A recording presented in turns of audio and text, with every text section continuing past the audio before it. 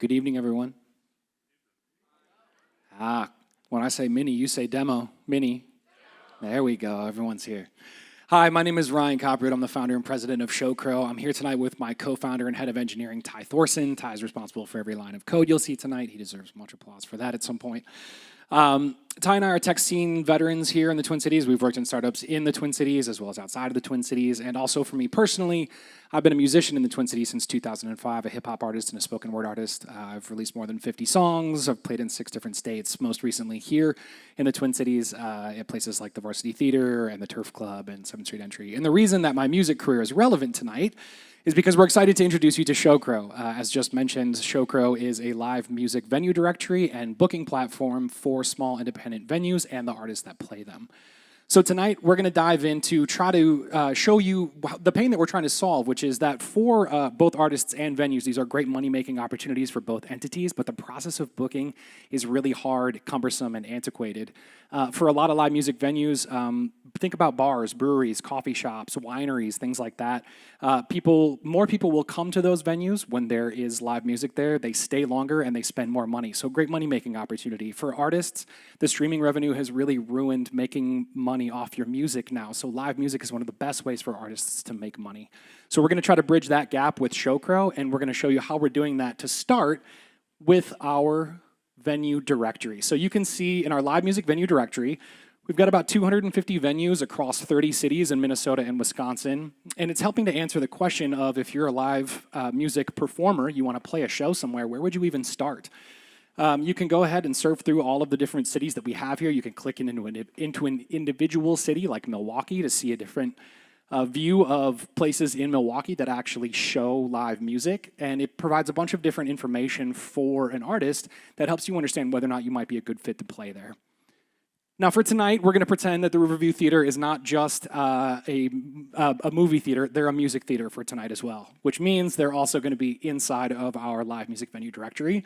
So we're going to go ahead and search for Minneapolis, sort by theaters, and there you have it. There's the Riverview Theater. So we pop into the Riverview Theater, again, the details that we talked about. The most important call to action, though, you see on this page is the CTA to book a show.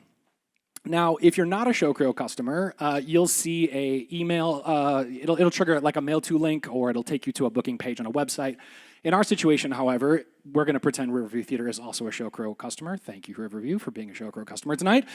You are also using our venue booking form. Now you can see here all of the data that a venue, a live music venue, would get if an artist is starting by filling out this form. The pain we're trying to solve for here is that those initial emails that sometimes get sent to these live music venues are incomplete at best and unusable at worst. It's sort of got any Saturdays in October, which is not really a ton of information for a booker to be able to make informed decisions about whether or not an artist might be a good fit for their venue. So with the magic of a new tab, Ty's going to hop over, and I, Ryan Copperwood, am applying to play here at the Riverview Theater. You see how much information gets passed over here: contact information, social media, music, images, all kinds of things that would get collected in the process of booking a show, but now all that's being collected up front to help those bookers make good informed decisions faster. So we're going to go ahead and hit the submit. Looks like I'm trying to do a Halloween release party here. That sounds fun. I would go. With that thank you page, we're going to hop over now, and we're going to look at the venue experience. So if you're a booker who's working at a venue, this is the first thing that you're going to see. It's an inbox-type view that shows all of the most recent show requests you've gotten from artists through your form, including, as you can see, the show that we just submitted. Now, a booker at a live music venue is able to move any show requests forward and backward. They can put shows in statuses that are common statuses for shows to be in: a hold, a confirm, just in progress if you want to move something to a draft and be working on it. All that is doable with each one of these individual requests. And if anything's ever not a good fit, you can archive it right away. It takes it to your archive shows, and you can go ahead and use common archive reasons and things like that, notes about why you might be archiving a show. Now, in this situation, let's go ahead and turn my show, my request, into an actual show, and we'll see what that process looks like. So we're going to move it to a draft, and moving it to a draft, as you can see, it actually hopped out of the request tab and moved it into the in progress tab, and Ty, for tonight, is also employed as the Riverview Theater's booker, and he's going to go ahead and put together some information. Again, as you can see as he's filling this stuff out, the communication channels don't change. For the most part, these things happen via email, text messages, phone calls, all that's still happening, but now there's a platform to track and manage all of that information in one location. So as Ty goes through, again, I'm playing a Halloween album release party. We're going to remember to wear our costumes. I think that's pretty crucial for a Halloween show, don't you? Thank you. We're going to select an image here. This is me in my Halloween costume. It's actually that's not Midjourney. That's really me in my astronaut costume from a Lead Pages video many years ago. True story. And you can see here as Ty's building this, there's a preview of what that show is going to look like. And when I say going to look like, what I mean by that is, one of the things we love most about our platform is that when you move the status of this show from a draft to a published view, what is going to happen, Ty's going to go ahead and do that here. We're going to move this to published. This automatically and immediately goes live on an events page, a public-facing Showcrow-hosted events calendar page. So the second that published status happens, a booker and a venue can start to promote that show. They can start sending people there on their social media, through their email marketing, etc., and promote that show to get folks buying tickets right away. So we're going to hop back into the platform for a second. Another thing that we love about the platform is that bookers get a historical record. It has the ability to remember almost every interaction that happens.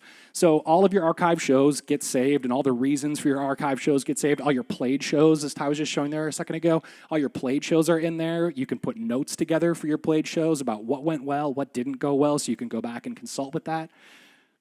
And then the best part is you can also, we automatically generate for you an address book of all of the artists who have ever applied to play at your venue. So one of the things we're trying to solve for here is bookers often experience a situation of turnover, right? Folks go work in other places, and when they do, they take those personal devices, those cell phones, those email addresses with them when they leave, and they take all that historical record away from a venue. So we're trying to centralize that historical record. And now, let's say, someone drops out as a supporting act for a show. You can go to your artists, you can search by genre and type, and you have the contact information for those people right at your fingertips to reach out and start up a show with an artist. When we were doing prospect interviews for our platform, we had someone tell us that they did a paper calendar. They would use pencil and paper and write the details in their paper calendar, penciling and erasing over time. And then they would take a photo of the finalized show and text it to their web developer to then add it to their website. Now, not everybody uses that antiquated of a method, but we're hoping to stop that from happening in the future, shorten that distance between venues and artists so that more revenue comes through their doors, so that those doors stay open.